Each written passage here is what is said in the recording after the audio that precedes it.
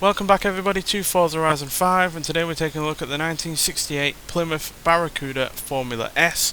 Now this is part of the second generation that was produced between 1967 and 1969, based on the same platform as the Valiant, also from Plymouth, and yeah, that was known as the A-body. But unlike the first generation, this had model specific sheet metal, which meant it could look like it's more like its own thing, and I definitely do prefer the looks of this to that first generation, even though the changes are only subtle in some regards. And yeah, this Formula S version was basically an uprated handling package, which meant this had heavier torsion bars, front anti-roll bar, additional leaf springs at the rear, and uprated shocks all around. This was basically to help it deal with the much larger engine up front and the increase in power and torque. And yeah, it's been a long time since we've had this in a Forza game. Forza Motorsport 4 was the last time that we had it, and that was the third time we've ever had it in a Forza game, as it was also in Forza Motorsport 2 and 3. And yeah, really glad it's made a return, because it's one of my all-time favourite muscle cars from the golden age of that era, quite frankly. As yeah, it's got a really nice interior. I really like the dials. I like the fact that the speedometer looks like a rev counter, so it makes you look like you're only doing 6 when you're actually doing 60. It's got a decent overall interior, pretty much 60s in a lot of ways, so not much in the way of technology or anything like that, but it's all basic but also functional, and yeah, all looks really rather nice, to be honest. And yeah, you've got 4-speed manual there, which yeah is better than a lot of 4-speed manuals that you would see from the time, or at least better than some of the other manuals you see that would only be like 3-speed, or which is awful, to be honest. And yeah, it's got a decent sized boot, as you can see, but there's also a lot of space behind the rear seats as well, with that really rather nice looking rear window, which looks complicated as hell to make, but makes the car look really rather unique.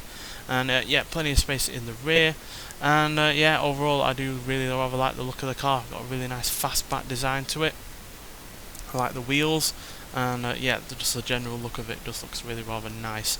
But yeah, what sets this apart from the other versions of the Barracuda is its engine. Now, granted, it's not the biggest engine you can get in this car, but at 6.3 litres and having 8 cylinders, so it's a V8, it still has 300 horsepower and 400 pound-feet of torque, which is a fairly decent amount. Granted, not the most powerful muscle car from the time, but yeah, still pretty decent. And yeah, the first generation of this had about 280, which, considering that was around the time that the Mustang came out, that is a bit more than that car ever had, even though this does weigh a fair bit as well, at 3,470 pounds. But you can also find far heavier muscle cars from the time.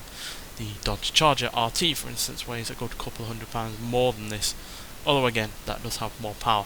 But still, this isn't about pure raw power, this is about everything else that goes with it in terms of a muscle car. And yeah, love the looks, and yeah, as you'll see when we get out onto the open road, it's really rather fun to drive. So let's get out there and see what it can do. So, just like to clarify that when I said this has better 4-speed manual than other cars, I was talking about the ratios, because as we'll see later, this does have a far higher top speed than some other muscle cars from the period. But nonetheless, let's see what it can do on this drag strip, as yeah, this is where muscle cars really were able to show off their power and their speed. So yeah, let's see what it can do before we get the speed camera, and then we'll go around the track. So yeah, as per usual with a lot of muscle cars from this period, not the highest revving engine going. As you can see, it's about 5,500 RPM is at the limit, but we can stretch it a little bit more than that. But still, not the highest by any means. But then again, there's probably even lower than that out there somewhere. But yeah, as you can see, more than capable of getting past 100 mile an hour, 108 I think it was there, which is fairly decent. Not, top of its class by any means, but still really rather good regardless. So yeah, this actually preceded the Ford Mustang in terms of pony cars, muscle cars. Not by much, but the first generation got out the gate first, but obviously the Mustang was a far bigger success, which unfortunately meant that this car was overshadowed at the time, which is a great shame, because I think this is a really good car. And yeah, unfortunately it wouldn't be until the 70s where the Barracuda would become even more powerful and even more highly regarded, as it was eventually called the Cuda.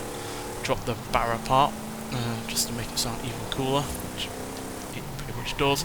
And yeah, was completely changed in terms of the design. But still, Yeah, let's see what we can do with this car. So yeah, mid C class, which is pretty good. And yeah, not the best stats in the world by any means, only really the top speed and the handling are any good. As you can see, the brakes aren't particularly great, but then again, it is a product of its time in that regard. So yeah, not brilliant, but let's get it around the track and see what it can do regardless. And yeah, we'll firstly listen to the car first, see what that V8 naturally aspirated engine can do, and then we'll talk about it some more. So yeah, let's give that engine a listen.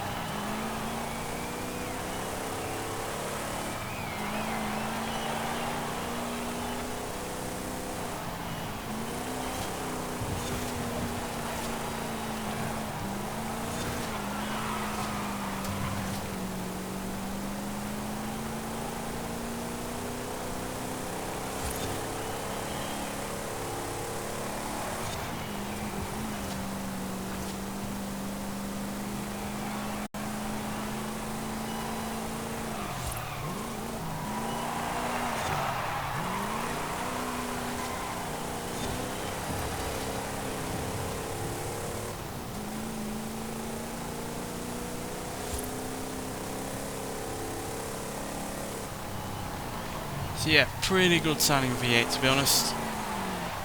I'm a big fan of the way engines, well V8 engines particularly from this period sounded, and yeah, this sounds really rather good. And yeah, it's pretty decent in terms of acceleration as well. 0 to 16, 6.983 seconds.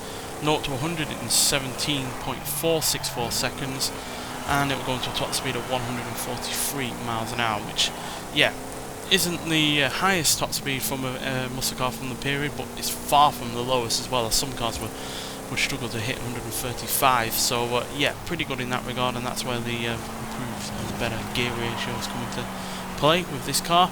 And handling wise, yeah, it's again a kind of a product of its time, even though it's obviously had handling changes over the more, you know, lesser powerful and smaller engine versions. It's still a car that, yeah, pretty much prioritises comfort over all else, as it's, yeah, got quite a lot of body roll. It's wobbling around a lot of the time when you're going through the corners, but that's kind of the part of the enjoyment of this car, is the fact that it isn't of these cars in general, to be honest, is that no, they're not perfect to in terms of handling or braking, but that's kind of the charm. It means you've got to properly drive this to get the best out of it, and yeah, I really rather enjoy that about it, because it's feels like you're properly having to put effort in rather than the car doing all of the work for you, and you're just able to enjoy it, whereas you can enjoy it and put the effort in at the same time with this, and yeah, get plenty from it. So yeah, not the best brakes, not the best handling, and yeah, but it's old-fashioned handling in the way that you have to drive it and concentrate at the same time, but you also get plenty of enjoyment out of it. Not just from the way the engine sounds, but also the looks, and just in terms of the fact that it's got your inputs, and you feel like you're actually a driver rather than just part of the reason to be there and for it to drive at all, if you get what I mean. So yeah, really do like this car. Really am highly pleased that it's back in the Forza series. Hopefully it means that it's going to be more of a staple in future games, because yeah, some cars that have returned from older games have also made a return in later games as well, and I hope that is the case for this, because yeah, glorious muscle car. Really do like it. It's a bit of a an outcast in terms of other muscle cars. When you hear of the muscle car kind of category in cars, you instantly think of Mustang, Charger, Challenger, stuff like that. It's rare that anyone ever brings up the Barracuda, which is a bit of a shame, because it is a fantastic car. And eventually, obviously the 70s version would overshadow this as well, with its increasing power and more notorious use in films and stuff like that. But still, this second generation is probably my favourite of the Barracuda lineup. So yeah, get out there and get it if you can. You have to basically just get 20 points on the festival playlist, and it is all yours. Easy enough to do, and well worth the chance, well worth the effort. So yeah, nonetheless, thanks for watching, and I'll see you in the next one. Bye.